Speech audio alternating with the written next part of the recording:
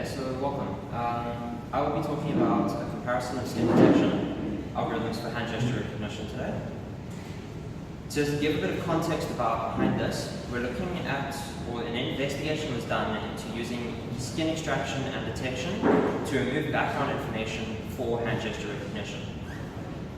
We would process a video stream to extract only the useful information, i.e. the hands, the face, anything that relates to the actual person using the system.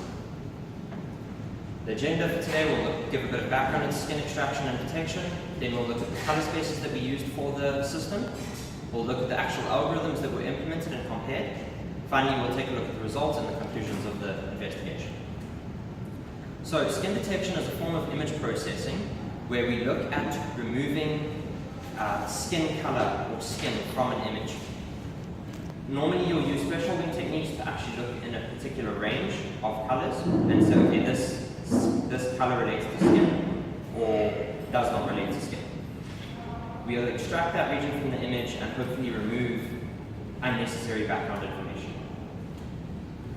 Color spaces that we'll be looking at are RGB, YCBCR, and HSV. I'll talk about each of these individually to just give a bit of context for them as well. You can see on the images here how they're normally represented. And yeah, so starting off with RGB, this is generally the most common color space used in digital processing, or not necessarily processing, but in graphics. It is an additive color space, and it's your RGB stands for red, green, and blue. Then we'll look at the YCBCR. This is a luminance and chrominance color space. The luminance is stored in the Y channel, and the chrominance is stored in the CD and CR channels.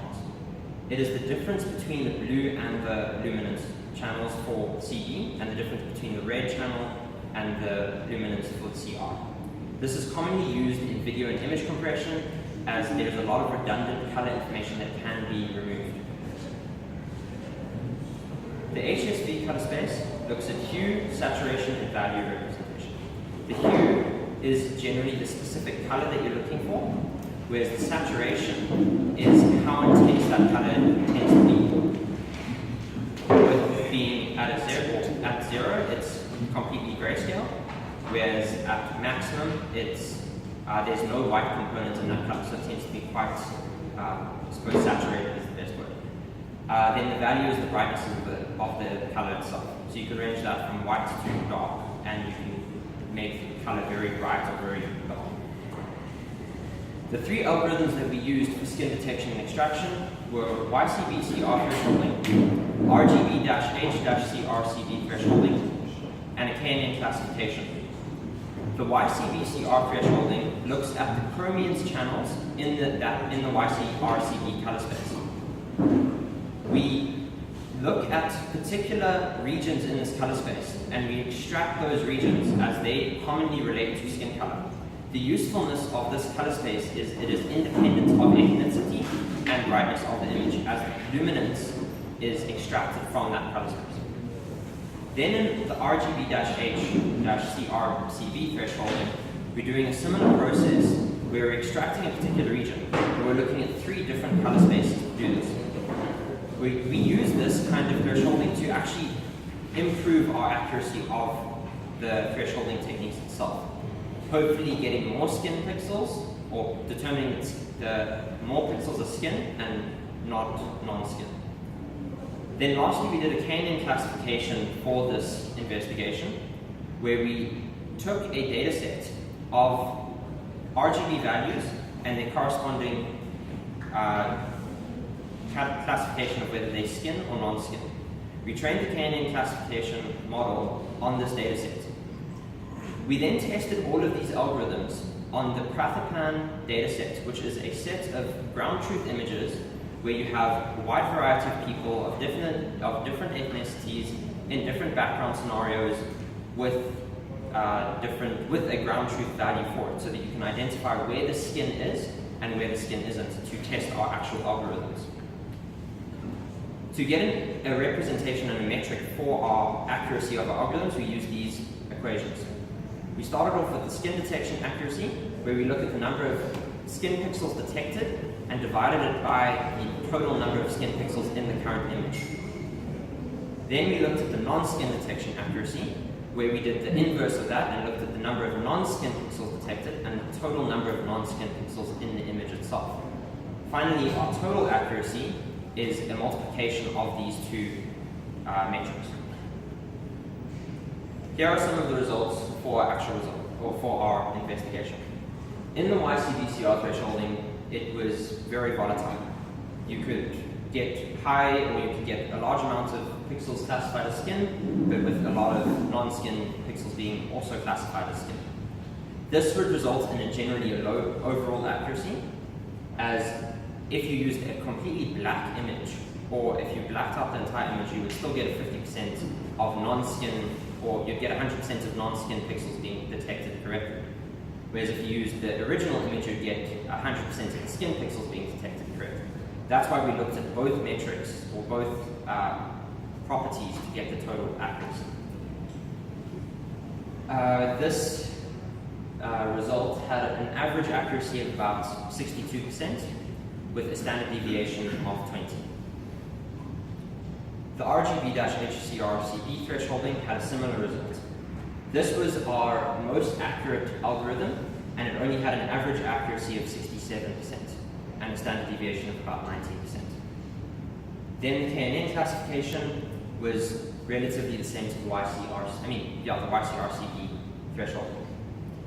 Then lastly, here are some of the images that were tested on. As you can see, in the KNN classification, it had difficulty identifying light skin as actual skin, or bright regions as skin. So in the middle image, it actually blacks out a lot of the face because it's a lot brighter than normal. Whereas in the second image, it classifies the entire dress as non-skin, which is correct.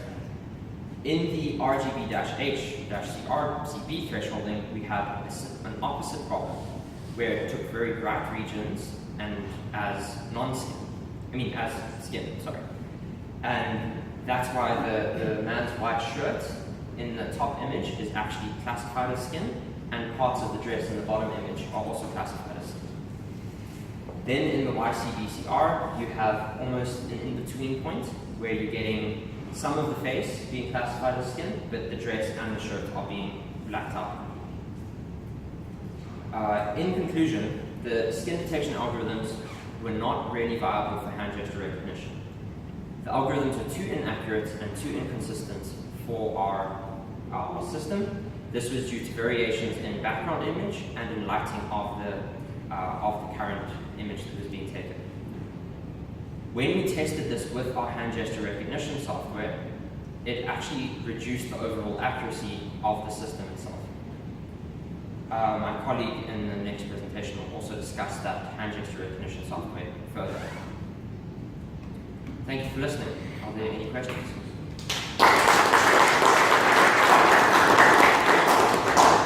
Open to the floor for questions, comments, observations. Come on. Yes. Is there any possibility of fusing two of those approaches, or doing some kind of a cascade system? So the one issue that kind of comes up is if I actually look at the data, if you look at some of the data, like you can almost see that this one looks really good for detecting skin, but whereas this one looks really good for detecting non-skin.